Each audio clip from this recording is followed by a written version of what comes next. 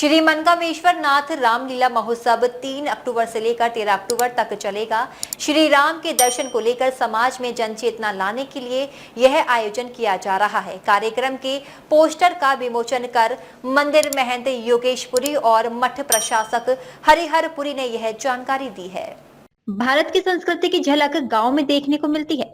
गांव की माटी से सनातन संस्कारों का संदेश देते हुए श्री मनकामेश्वर रामलीला का आयोजन 3 से 13 अक्टूबर तक किया जाएगा। आयोजन के आमंत्रण पत्र का विमोचन श्री मनकामेश्वर मंदिर रावतपाड़ा पर मंदिर महंत योगेशपुरी, मठ प्रशासक हरिहरपुरी, सुधीर यादव, लक्ष्मीकांत राजावत, अमर गुप्ता, अतुल कुमार, टीपी तिवारी द्वारा किया गया।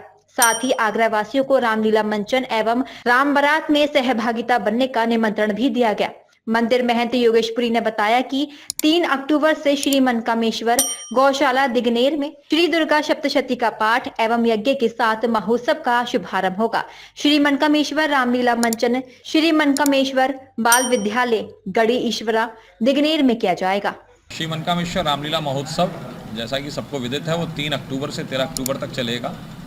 ग्रामीण क्षेत्र के अंतर्गत में वहाँ पर अपना श्री मनकामेश्वर परिसर के अंतर्गत में, साथ ही में आगरा शमशाबाद रोड पर वहाँ पर कई सारे अन्य जो विकल्प हैं हमारे बाबा मनकामेश्वर नाथ जी के वो चलते हैं, जैसे कि अस्पताल है, गौशाला है, स्कूल है, और उसी के अंतर्गत में हम लोग ये रामलीला पर जो है मनकामेश्वर परिसर के अंतर्गत में रामलीला का महोत्सव कर रहे हैं। इसके अंतर्गत में यहाँ पर भगवान शंकर का नियमित रुद्राभिषेक होगा।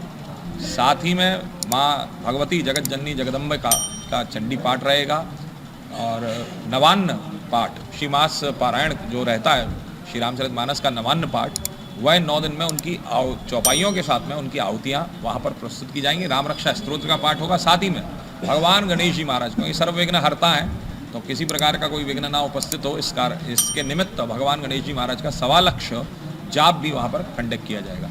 संध्या काल के समय वहाँ पर शाम 5:30 बजे से रात्रि 9:30 बजे तक, जितने बजे तक भी लीला चलेगी, वो लीला का आनंद वहाँ पे ग्रामीण परिक्षेत्र में किया जाएगा। पूरे इसकी आनंद ले पाएंगे इस बार व्यवस्था की गई? जी, पिछले वर्ष से हम लोगों ने प्रारंभ किया है कि हमारी संस्कृति है ये।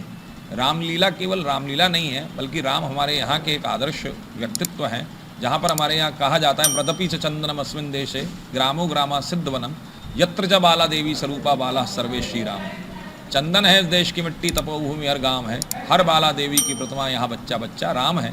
उसी राम की संस्कृति को दर्शाने के लिए कि राम का जीवन चरित्र कैसा था, हमारे बच्चों के अंदर वह राम के जीवन चरित्र से संदेश जाए, इसी भाव के अंतर्गत में हम लोग पर्यटकों को भी लाने का एक प्रयास किया गया और उसी के अंतर्गत में हम लोगों ने इस बार अंग्रेजी के ब्रोशर्स भी छपवाए हैं।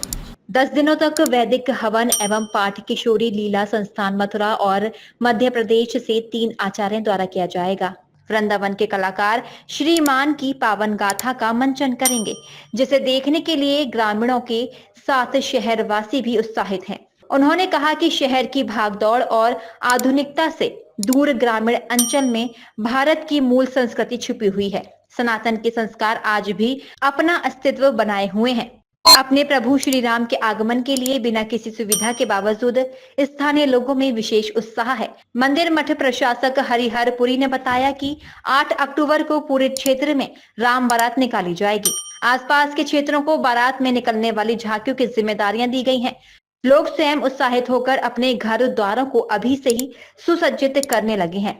राम बारात के दिन घरों में महिलाएं विशेष पकवान और द्वारों पर रंगोली बनाएंगी। 13 अक्टूबर को दशहरा पर्व पर दुर्गा सप्तशती पाठ और श्री रामचरितमानस पाठ की पूर्णाहुति व ब्राह्मण भोज के साथ समापन होगा।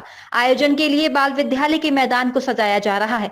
बाबा मनकामेश्वर रामलीला महोत्सव का लाइव प्रसारण देश विदेश में सोशल मीडिया के माध्यम से किया जाएगा। साथ ही शहर में भी विभिन्न स्थानों पर LED के माध्यम से प्रसारण की व्यवस्था रहेगी। कि आगरा की जो रामलीला का स्तर आप देख रहे हैं और प्रदेश में भी जैसे हो रहा है, कई जगह अलग अलग प्रकार से होता है, भाव कहीं ना कहीं विलुप्त हो रहे हैं, कमर्शलाइज ज़्यादा हो रहा है। और मैंने अधिकतर ये भी आकलन करा है कि अधिकतर रामलीला हर शहर में होती हैं। जैसा मैंने आपसे पूर्व में कहा कि लोग बाग सहभागिता के रूप में स्वयं कभी कभी अदाकारी भी करते हैं, स्वयं संवाद भी करते हैं, मगर हमारे यहाँ हम लोग मंडली को बुला रहे हैं। मंडली को बुलाने का उद्देश्य है कि एक प्रयास वहाँ प्रारंभ हो और हमारे गांव के जो बच्चे हैं, गांव में धर्म अभी भी बहुत बचा हुआ है। आप लोग जैसा कि बारात आदि का जो प्रोसेशन शहर की रामलीला से और गांव की रामलीला में दोनों में आपको भाव का बड़ा अंतर नज़र आएगा। यहाँ जहाँ समस्या आती है कि साहब आजकल बैठते नहीं हैं, बच्चे जुड़ नहीं पाते हैं, भीड़ नहीं हो पाती है, तो वहाँ आपको वास्तविकता में बच्चे जो हैं वो बैठते भी हैं, सामूहिक पाठ भी करते हैं, गाते भी हैं साथ में, और साथ साथ उसका भरपूर आनंद लेते हैं, सीखने की कोशिश करते हैं। अब इस समय में इस बार जो है वहाँ का युवा भी आगे बढ़ के आया है। और चूँकि अभी एक और बात है इस प्रयोजन को करने का कि अधिकतर आप देख रहे होंगे रामलीलाएं कहीं कहीं विलुप्त होती जा रही हैं और दुर्गा पंडालों की आजकल भरमार होती जा रही है। डीजे बजा दिया जाता है, रात भर जो है वो संगीत आदि बजता है, ऑर्केस्ट्रा बजता है, भक्तिपूर्ण गाने बजते हैं, मगर भक्ति कहीं ना कहीं गायब हो जाती है, मर्यादाएं कहीं ना कहीं समाप्त हो जाती हैं। और उसमें डांस आदि हम लोग करते हैं, हम प्रभु का दर्शन नहीं करते। और अगर आज जब से राम मंदिर का अपना निर्माण हुआ उसके बाद आप देखेंगे समूचे संसार में अमेरिका तक भगवान राम की चर्चा परिचर्चा आजकल होती है। तो भगवान राम के संदर्भ में देश विदेश क्या दुनिया जानना चाहती है कि एग्जैक्टली भगवान राम का दर्शन क्या है, हु इज़ राम। अभी हमारे ऊपर है कि हम भगवान राम के बारे में उनको अवगत कराएं। तो यहाँ सीधा प्रसारण फेसबुक और यूट्यूब के माध्यम से भी रहता है। ऑफिशियल जो बाबा का पेज है, आप लोग भी प्रचार प्रसार करते हैं, आपका बहुत सहयोग मिलता है। इतना अपार सहयोग कि यहाँ 17 किलोमीटर दूर जा करके मैं नहीं समझता हूँ कि आज के दौर में बहुत कठिन कार्य है कि वहाँ पहुँचना, वहाँ से पहुँच के समाचार संकलित करना और उसके पश्चात उसको प्रेषित करना, लोगों को जन जन तक पहुँचाना। आपके प्रयास का हम लोग तो साधुवाद ही हैं, पर साथ साथ जो बाबा के मठ से जुड़े हुए लोग हैं वो भी बहुत आभार और धन्यवाद आपको प्रेषित करते हैं।